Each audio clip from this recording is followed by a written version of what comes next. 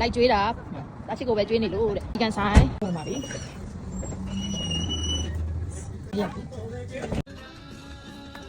ဒီထက်တော့မက်ဆီကန်ဆိုင်မှာလာစားတာဒါတော့ဖတ်တာလေ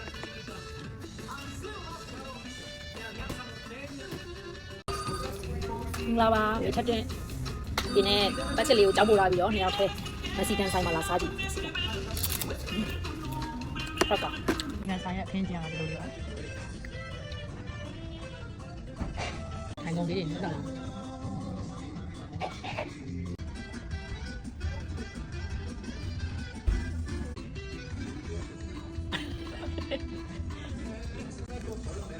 Mexican food.